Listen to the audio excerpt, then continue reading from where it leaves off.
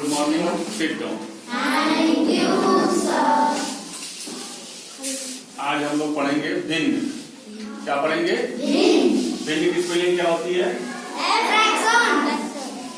भिन्न की अंग्रेजी होती है फ्रैक्शन, और उसकी स्पेलिंग क्या होती है?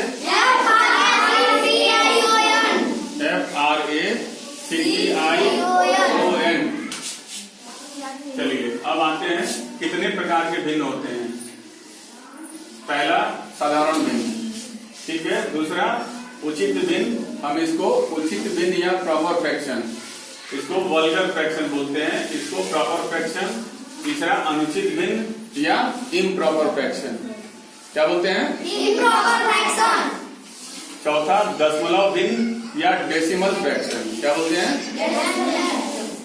और पांचवा मिश्र भिन्न या मिक्स्ड फ्रैक्शन, क्या बोलेंगे? मिश्र भिन्न या मिक्स्ड। इसके बारे में बता दें।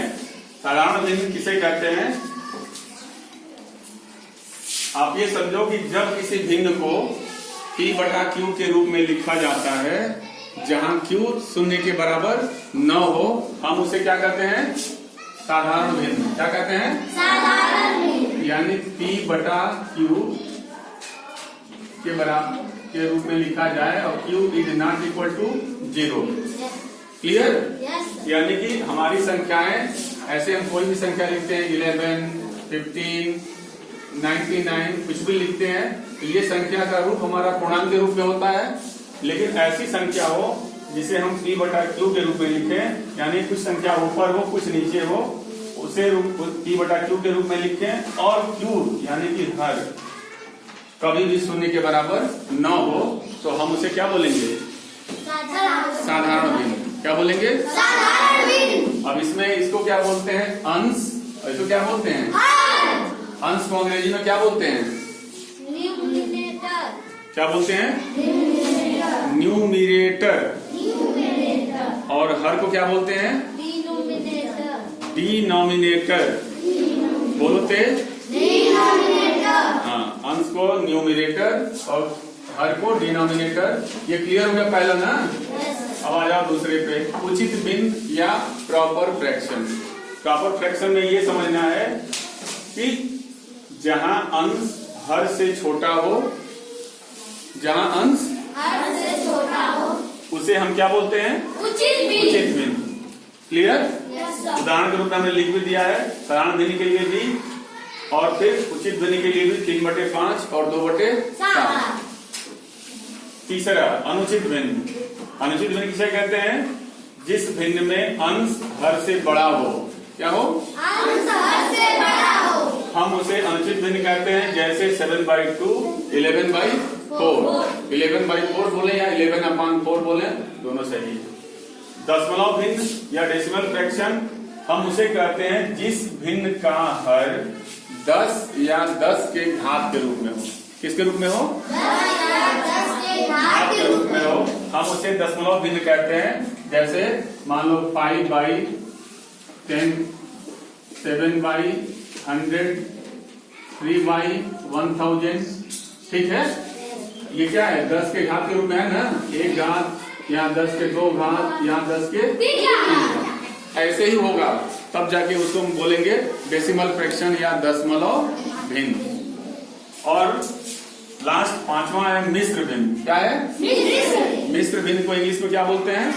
Improper fraction. अरे मिक्स्ड फ्रैक्शन।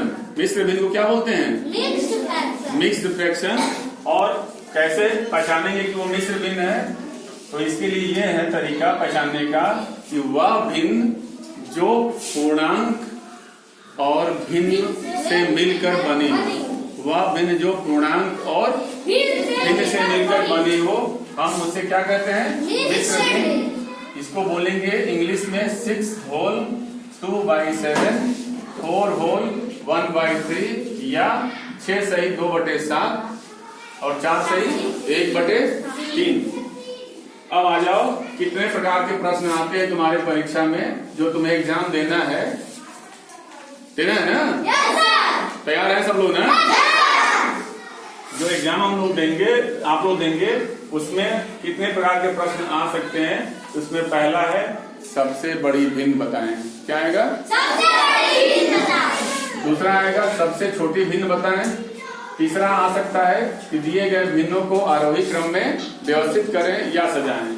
और चौथा आएगा कि दिए गए भिन्नों को आरोही क्रम में सजाएं या व्यवस्थित करें।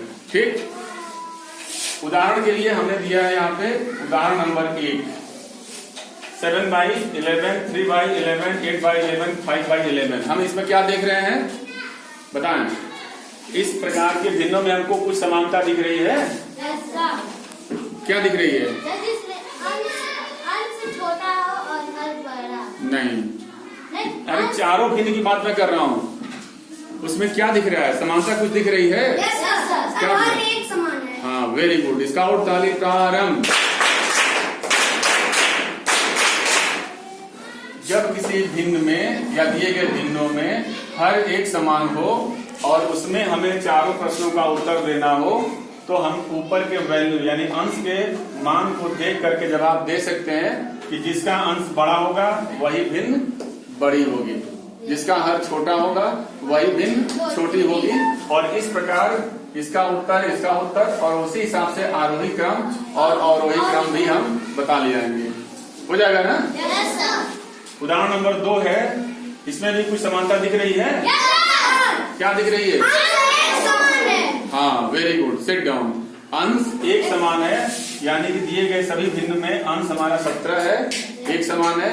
तो ऐसे भिन्नों में जब हमें देना हो कि कौन सी भिन्न बड़ी है या कौन सी भिन्न छोटी है तो हम क्या करते हैं?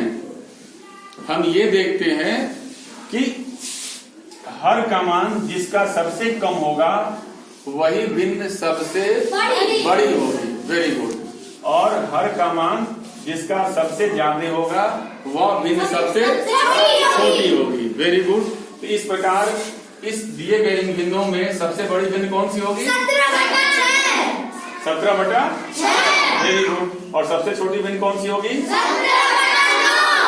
17/9। शाबाश। अब आते हैं उदाहरण नंबर 3। यहाँ भी हमको कुछ बताना है। ऐसे भी प्रश्न आते हैं 4/5, 7/8, 11/12, 15/16। ठीक है, इसमें भी कुछ समानता दिख रही है। क्या दिख रही है?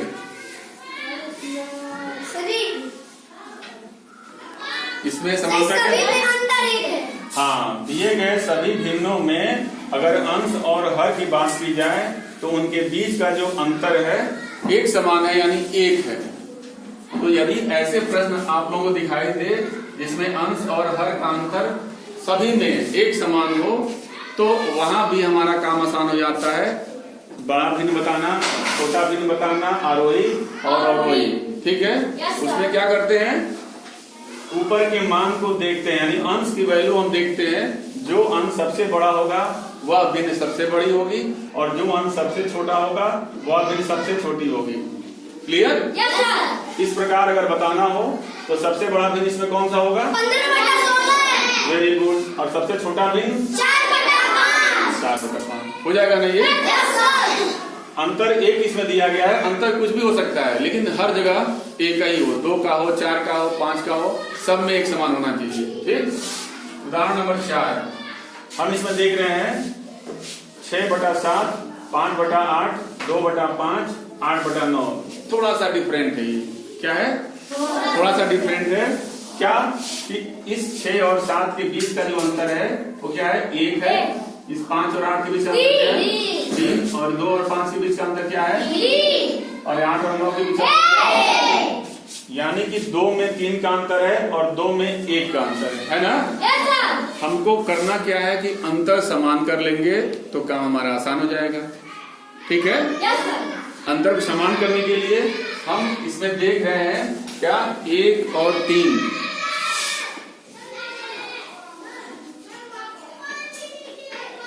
इसमें हमारा क्या है? 1 और 3 यही दिख रहा है ना? तो 1 और 3 का हम क्या लेंगे? एलसीएम। क्या लेंगे? एलसीएम। तो 1 और 3 का एलसीएम क्या होगा? 3 होगा। क्या होगा? 3। क्योंकि 1 अपने आप में 1 है ही और बचा 3, तो 3 ही बचेगा। ऐसी भी संख्या आ सकती है जिसमें तो कभी हम लोगों का ऐसा मिल जाए 2 मिल जाए, फिर 1 मिल जाए, फिर 1 मिल जाए, 3 मिल जाए, ऐसा भी मिलेगा ना। Yes sir. तो उस कंडीशन में हमारा एलसीएम क्या होगा? 2 गुणे 3 क्या होगा? 2 गुणे 3 और क्या हो जाएगा? 6। ठीक है। तो हमको करना ये है कि एलसीएम की सहायता से हम इन चारों का डिफरेंस सेम करेंगे। क्या करेंगे? तो जहाँ 3 ऑलरेडी है वहां तो कुछ नहीं करेंगे, लेकिन जहाँ 1 का अंतर है वहां हम हर में क्या करेंगे? 3 से गुणा कर देंगे, अंश में भी और हर में भी, फिर यहाँ भी अंश में भी और हर में भी। Very good.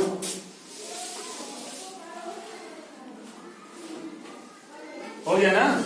अब ये तुम्हारा हो जाएगा 6 3 जा 18 अपॉन 7 3 जा 21, और ये 5/8 तो रहेगा ही क्योंकि 3 का ही अंतर है।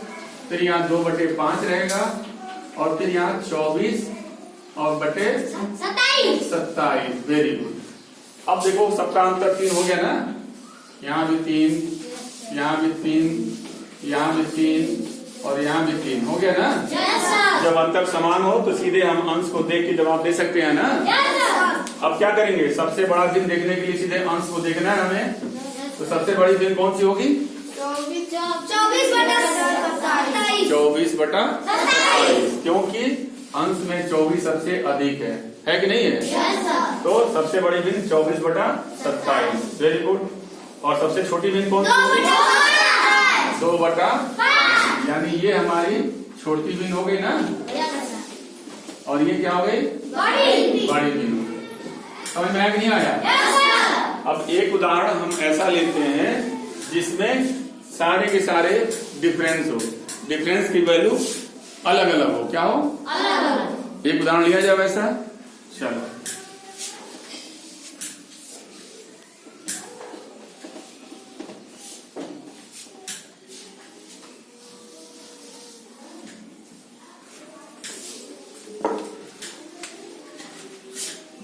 Four by 9, 7/13, 2/5, 3/8। ठीक है। कितने लिए? 4 ले लिया हमने। चारों में हम क्या देखते हैं? अंतर। कितना कितना अंतर है? इसके बीच अंश और हर का अंतर कितना है? 7 और 13 के बीच का अंतर कितना है? जल्दी बताएं। 6। Very good. 2 और 5 के बीच का अंतर? 3 और 8 यानी यहाँ 5 है, यहाँ 6 है, यहाँ 3 है, फिर यहाँ 5 है। अब हम एलसीएम भी लेंगे। 5 का तो 5 ही हो जाएगा, फिर 5, 3 और 6, ये फिर हमारा काम थोड़ा सा लंबा हो जाएगा। ठीक है ना? क्योंकि 3 और 6 का फिर 6 होगा, 6 × 5 = 30 होगा, फिर हम सबको 30 करेंगे, वो काम लंबा हो जाएगा। तो ऐसे केस में हम क्या करते हैं? अंश और हर से संबंधित एक फार्मूला है, अंश बटे अंश और हर का अंतर। ठीक है। अंतर के लिए हम क्या करते हैं? ऐसा चिन्ह देते हैं। ठीक है ना? ये याद रखो कभी भी। यह का सूत्र हो गया एक तरह से। ठीक है ना? अब क्या करेंगे? अंश और अंश के अंश ऊपर लिखेंगे और नीचे अंश और हर का अंतर लिखेंगे। हो जाएगा नहीं ये? चलिए देखते हैं। 4 पहले लिख लेंगे, और 4 और 9 के बीच का अंतर कितना है? 5। Very good. फिर लिखेंगे 7, और 7 और 13 के बीच का अंतर कितना लिखे थे? 6। 2 है, और 2 और 5 के बीच का अंतर 3 है। 3 और 8 के बीच का अंतर 5। अब ये ध्यान देना है, एग्जाम में ये वाला स्टेप हमको लिखने की जरूरत नहीं है। जब आप लोग प्रैक्टिस कर लोगे तो ये स्टेप मन ही मन हो जाएगा। ठीक है ना? अब हमको इसमें भाग लेना है। 4 में 5 से भाग देंगे। बताओ आप लोग की भाग जाएगा? नहीं जाएगा ना? तो हम फिर दशमलव 0 पहले दे देंगे, फिर दशमलव बढ़ाएंगे। कितना होगा? 5/40। 5/40। अब 7 में हमको 6 से भाग देना है ना? एक बार में चला जाएगा, फिर 1 शेष होगा, फिर 0 बढ़ाएंगे, दशमलव बढ़ाएंगे। कितनी बार में जाएगा? एक बार में। कितनी बार में? एक बार में। फिर यहाँ क्या होगा, 2 है, भाग नहीं जाएगा, दशमलव बढ़ाएंगे तो 0 बढ़ाएंगे ना, तो 3 छक्के 18, ठीक है ना। फिर 2 शेष आएगा, फिर 6 ही आएगा। यहाँ क्या करेंगे, 3 है, भाग नहीं जाएगा, 0 भाग नहीं जाएगा, दशमलव बढ़ाएंगे फिर 0 बढ़ेगा, 30 हो जाएगा। कितनी बार हो जाएगा, 5 छक्के 30। अब देखो यहाँ एक समस्या आ गई कि दशमलव के बाद 2 की वैल्यू एक समान आ रही है, तो हमको क्या करना होगा, दशमलव के 2 अंकों तक भाग देना होगा। कहाँ तक, यानी कि ये तो हमारा कट गया ना, 5/40, ये छोड़ दिया हमने, और ये हमारा 6 कम 6 और 1 आया, क्या करेंगे, 4 से होगा ना, तो 4 से होगा तो 0 बढ़ाएंगे, 40 होगा, तो 6 के 36 होगा ना। यहाँ भाग देंगे, 3 छक्के 18, फिर 2, फिर 3 छक्के 18, और ये तो हमारा कट गया है ना। अब दशमलव के 2 अंकों तक सबको बराबर करेंगे, यानी यहाँ भी हम 0 बढ़ाएंगे और यहाँ भी 0 बढ़ाएंगे। अब ये हम इसी पे हमारा इन चारों प्रश्नों का उत्तर शामिल हो जाएगा। कैसे, जो वैल्यू सबसे बड़ी वह करस्पॉन्डिंग यानी संगत भिन्न सबसे बड़ा, और जो वैल्यू सबसे छोटी उसका संगत भिन्न सबसे छोटा। यानी पहले हम इस वैल्यू को देखें तो सबसे बड़ा मान किसका है, 1.16। वेरी गुड, इसका और ताली प्रारंभ। 1.16 1.16 सबसे अधिक है ना, क्योंकि पूर्णांक के स्थान पर केवल एक ही है, बाकी में तो 0 0 दिया हुआ है। यानी ये सेकंड नंबर पे है, और सेकंड नंबर पे भिन्न कौन सा है हमारा, 7/13। ये क्या हो गया, सबसे बड़ी भिन्न, क्या हो गई, सबसे बड़ी भिन्न। अब सबसे छोटी भिन्न कौन सी, 0। क्यों, क्योंकि यहाँ पे 0.66 क्या हो रहा है, ज्यादा हो रहा है ना, यानी ये वाला वैल्यू सबसे कम है, तो ये किस स्थान पे है, चौथे स्थान पे ना, अर्थात कौन वाला भिन्न हमारा सबसे 3/8। ये होगा हमारा सबसे छोटी भिन्न, क्या होगा। अब हमको पहला मान लिया हो गया, दूसरा हो गया, आरोही क्रम में सजाना हो तो क्या इसको देख के हम नहीं सजा लेंगे, आरोही क्रम का मतलब क्या होता है, छोटे से, इसको इंग्लिश में क्या बोलते हैं, वेरी गुड। और अवरोही क्रम का मतलब क्या होता है, बड़े से छोटा, इंग्लिश में क्या बोलते हैं, डिसेंडिंग ऑर्डर, वेरी गुड। तो जब हमको आरोही क्रम में लिखना होगा तो सबसे छोटा पहले लिखेंगे ना, यानी कि सबसे पहले ये हमारा छोटा है, यानी 3/8 होगा ना, तो हम क्या लिखेंगे, 3/8। इसके बाद कौन सा है, जल्दी बोलो,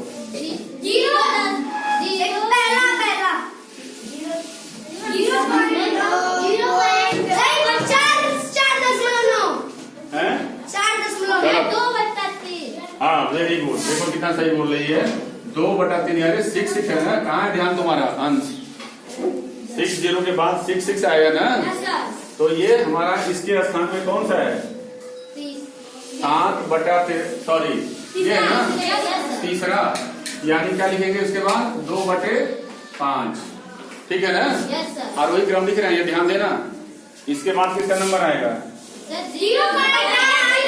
0.80, यानी पहला भिन्न कौन सा है, 4/9, और लास्ट में सेकंड नंबर वाला सबसे बड़ा है ना, 7/13, क्या है 13, वेरी गुड। अब इसका भी उत्तर लिख दिया जाए क्या, सबसे बड़ी भिन्न, ये सेकंड नंबर वाला था ना, 7/13 ना, और छोटी भिन्न कौन था, लास्ट वाला, यानी 3/8, वेरी गुड। अब क्या बचा, अवरोही क्रम, और अवरोही क्रम क्या होगा, ठीक इसका उल्टा। अगर हमको निकालना हो तो फिर वो इसी तरीके से निकालेंगे, क्योंकि यहाँ निकाल चुके हैं इसलिए इसका उल्टा हम लिख देंगे, तो क्या हो जाएगा, 7/2/5 और 3/8।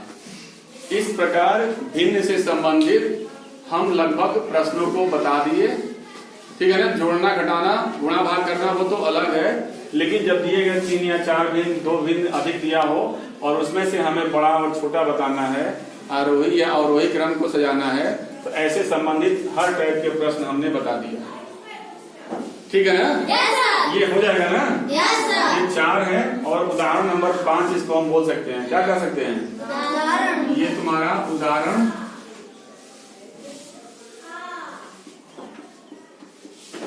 क्या हो जाएगा? 5। यानी 1, 2, 3, 4 और 5 टाइप के प्रश्न को करने का तरीका हमने बता दिया। ये स्टेप हम एग्जाम में नहीं करेंगे, सीधे वैल्यू लिखेंगे उस भिन्न के पास और उसी को देख के हम फटाफट अपना आंसर देंगे। ये काम हमारा बहुत ही जल्दी होता है। जब हमारा डिफरेंस अलग अलग हो अंश और हर के बीच का। बाकी अगर ऐसे प्रश्न आएंगे तो हम आराम से देख के भी जवाब दे सकते हैं। तो हो जाएगा इस प्रकार सब? Yes sir. कर लेंगे ना? Yes sir. सब लोग आज प्रैक्टिस करके आएंगे ना? Yes sir. घर जाके सब लोग आज प्रैक्टिस करेंगे। ठीक है, चलिए, ओके, थैंक यू। वेलकम।